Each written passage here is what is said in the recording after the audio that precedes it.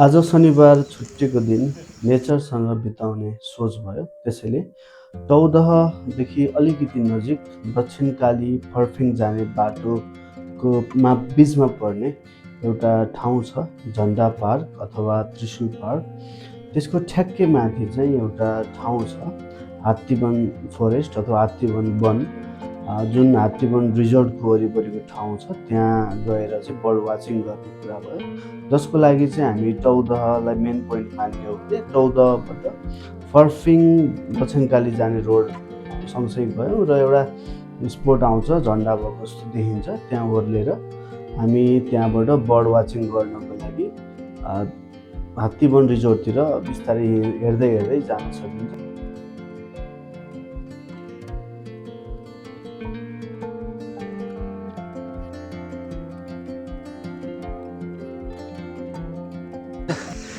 हामी आज बर्ड वाचिङको निम्ति फर्पिङ नजिकै त्रिशुल पार्क अर्थात् झन्डा पार्क पनि भनिन्छ, त्यहाँबाट माथि प्राकृतिक रमणीय ठाउँमा चरा हेर्ने दृष्टिकोणका साथ हामी आएका छौँ। यहाँनिर इको टुरिज्म प्रमोट गर्ने उद्देश्यले विभिन्न पार्कहरू बनाएका रहेछन्। जनावरहरूको स्ट्याचुदेखि बनाएका छन् र कतिपय लिमिटेसनहरू पनि छन् त्यसका। जङ्गल नेचर त जहिले पनि राम्रै हुन्छ, तर यसको जुन ट्रेल देखिन्छ त्यो ट्रेलले चाहिँ एउटा फोटोजेनिक भन्छ नि, एउटा फोटोजेनिक टाइपको चाहिँ एउटा जङ्गल बनाइदिएको छ यसलाई होइन। अनि हामी यो नेचरको हिसाबले हेर्दाखेरि पनि हामी जुन छोटो समयमा पनि यो ट्रेलमा चाहिँ एकदमै धेरै बर्डहरू चाहिँ देखियो, जसले गर्दाखेरि यो ठाउँ चाहिँ चराहरूको एउटा राम्रो ह्याबिट्याट रहेछ अथवा चाहिँ वाइल्ड लाइफको लागि चाहिँ एउटा राम्रो ठाउँ रहेछ भन्ने कुराको चाहिँ एउटा इन्डिकेट गरिरहेको थियो। बर्ड वाचिङको क्रममा हामीले त्यहाँ डिफ्रेन्ट टाइप अफ बर्डहरू चाहिँ अब्जर्भ गऱ्यौँ र क्याप्चर गर्न पनि सफल भयौँ। तपाईँहरूले यो चरामध्ये कुन कुन चिन्नुहुन्छ, आइडेन्टिफाई गर्नुहुन्छ, कमेन्ट गर्नु।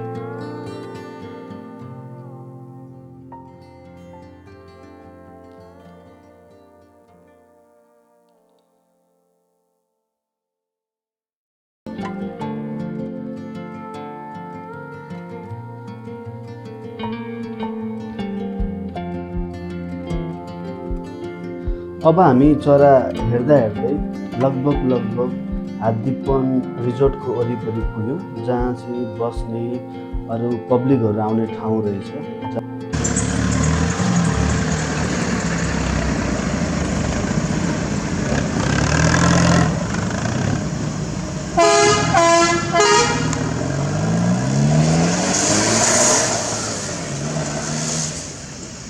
कैसे कैसे लोग रहते हैं यार यहाँ पर।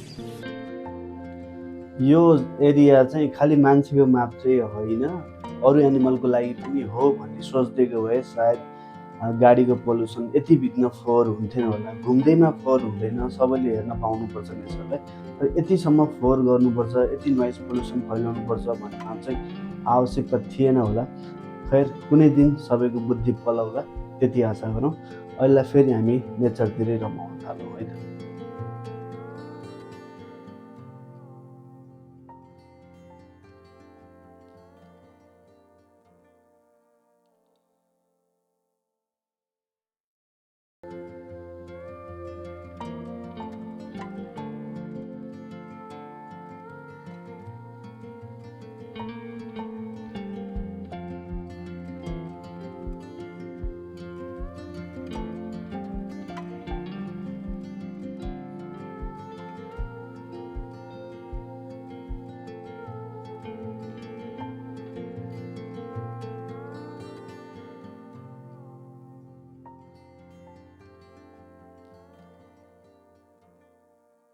देखियो रानी चरा भनेको चाहिँ लङ टेल मिनिभेट होइन लङ टेल मिनिभेट बुढाबुढी देखियो मेल फिमेलै देखियो मेल फिमेलै देखियो हजुर अनि त्यसपछि गएर तपाईँको हामीले चाहिँ स्पाइनी बाब्लर देख्यौँ भाइ स्पाइनी बाब्लर देखिएन हजुर अब कतिपयले चाहिँ देखेँ भनेर भन्दै थिए मैले चाहिँ देखिनँ हजुर होइन यो हेबिटेट हो स्पाइनी बाब्लर यो यो यो यो यो यो चाहिँ होइन यो त पाइन्छ तर अलिक साइडमा अलिक तलतिर अलिकति अग्रज दाजुहरूको कुरा सुन्दै नयाँ कुरा सिक्दै दिन बितेको के हो पत्तै भएन। त्यस सँगसँगै हामीले चाहिँ आजको यो कार्यक्रमलाई चाहिँ यहीँ बन्द गऱ्यौँ र हामी अब आफ्नो ठाउँ फर्किने निर्णय गऱ्यौँ। पक्कै पनि आज देखिएका सबै चराहरू हाम्रो दिमागमा छन्, नेचर दिमागमा छ। नेक्स्ट कुन ठाउँ जाने होला भनेर फेरि कौतूहलता त भइ नै हाल्छ। त्यतिन्जेलको लागि धन्यवाद।